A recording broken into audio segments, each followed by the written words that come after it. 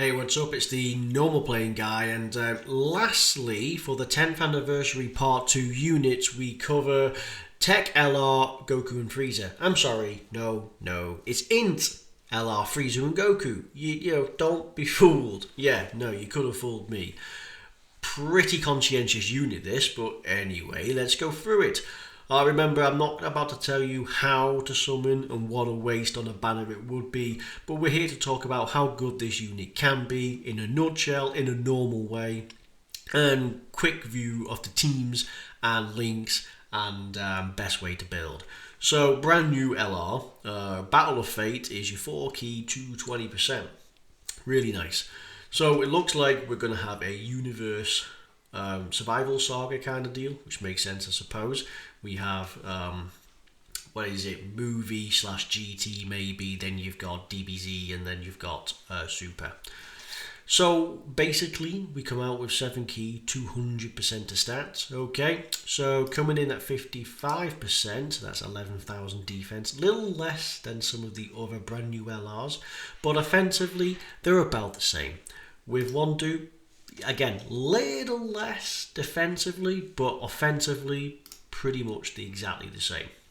So, key 7, 200%, an additional normal 70% chance to super no matter what. 2 key per rainbow key sphere. Okay. For 2 turns from when you enter, so that'll be 2 rotations off this guy, Rep 7 or Battle of Fate, 77% stats. That's a lot of stats. No key, but that is a lot of support.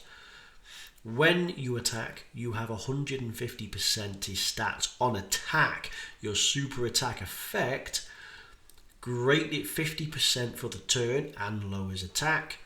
Otherwise, you massively stack attack, 50% for defense, 70% chance to stun. Okay, that's nice. Also, when you attack, key 7 and 77% attack when you have under 78% HP.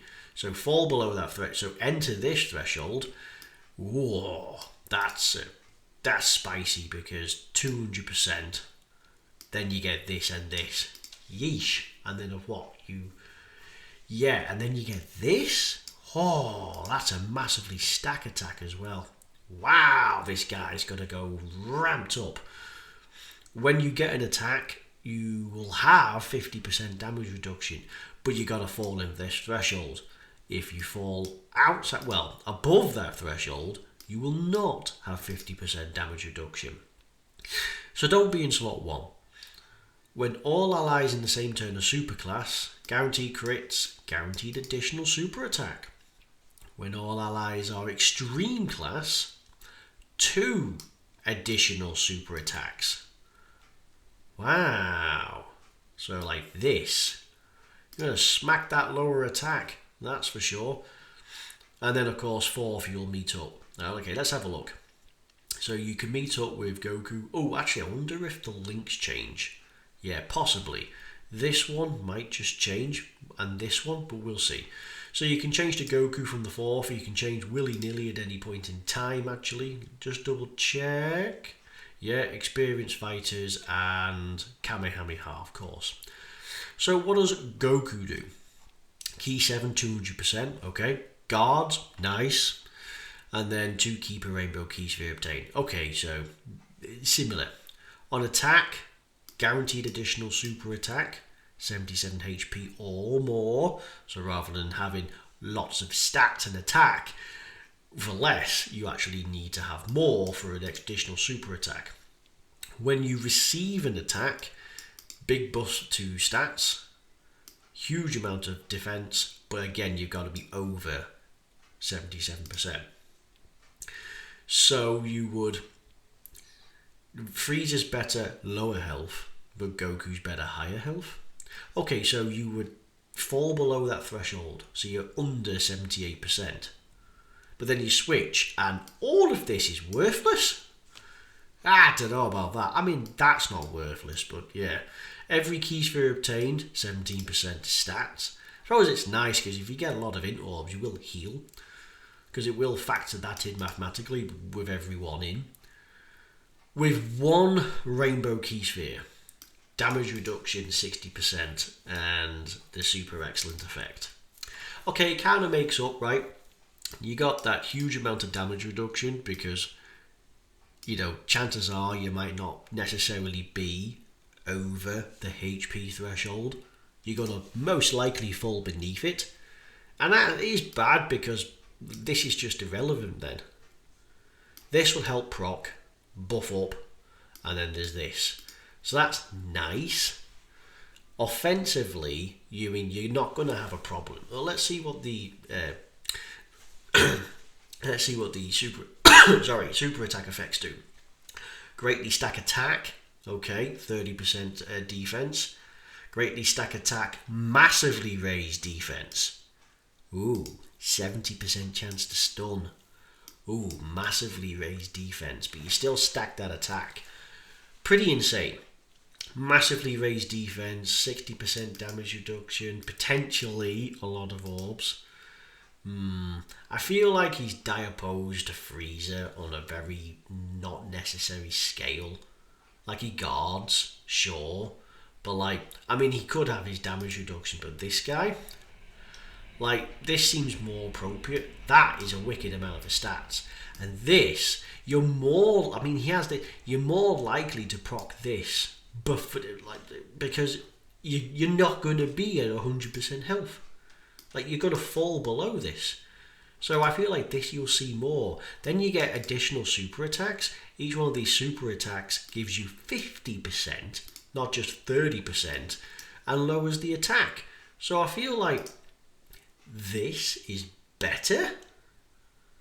Probably. Anyway, there is an active skill. For some reason we can't read it unless we switch to this guy, for example, but the active skill. You can be at once or before, well, you've just got to enter an attacking turn, and I feel like you can do this turn 1. Well, I suppose technically it's turn 2, right? First rotation, you get battered. Second rotation, you switch, and then sure.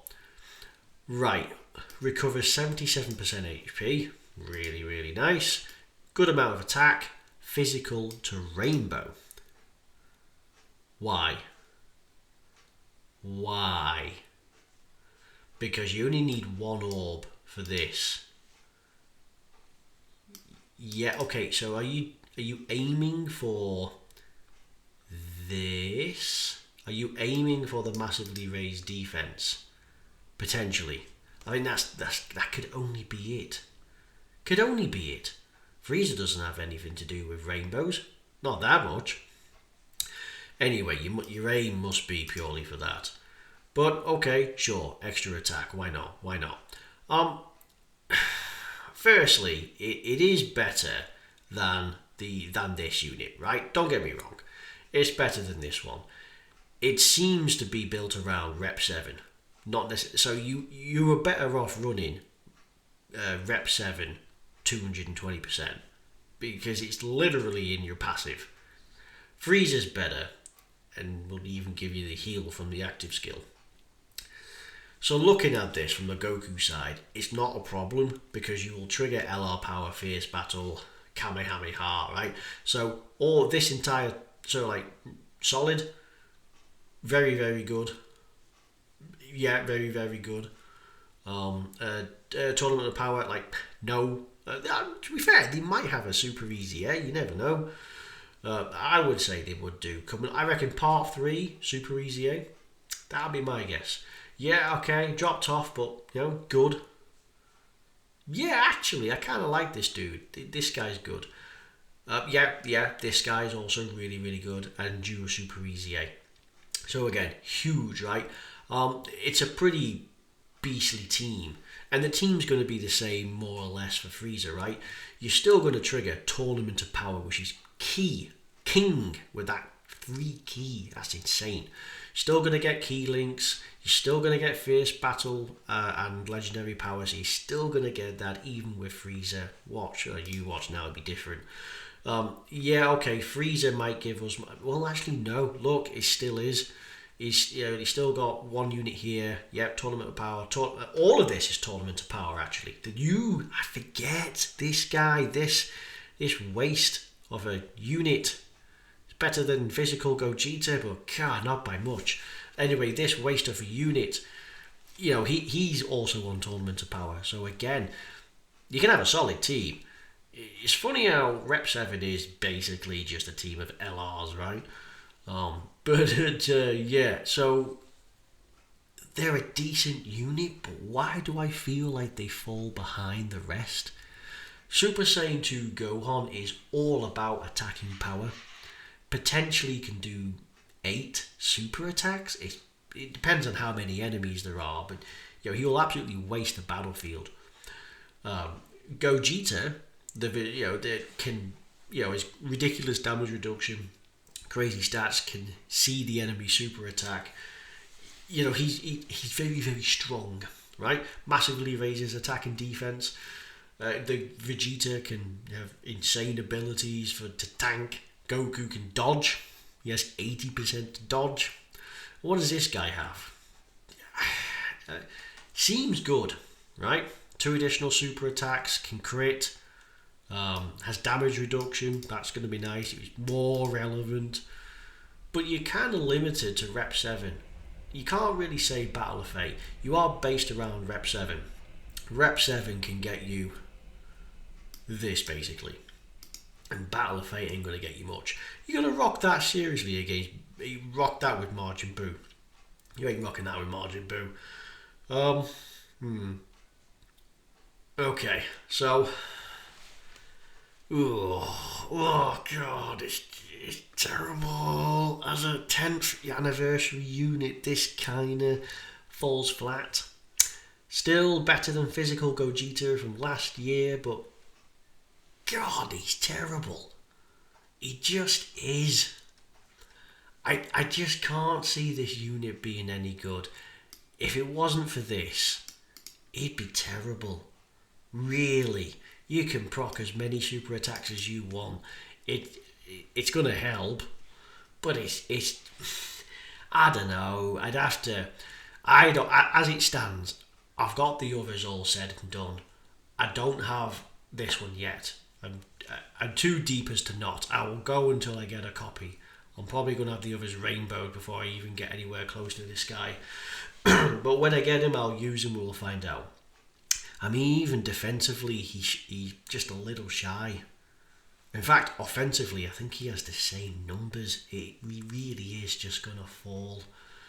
Like physical Gohan, 258%. Just as an idea. That gives you an idea what it is.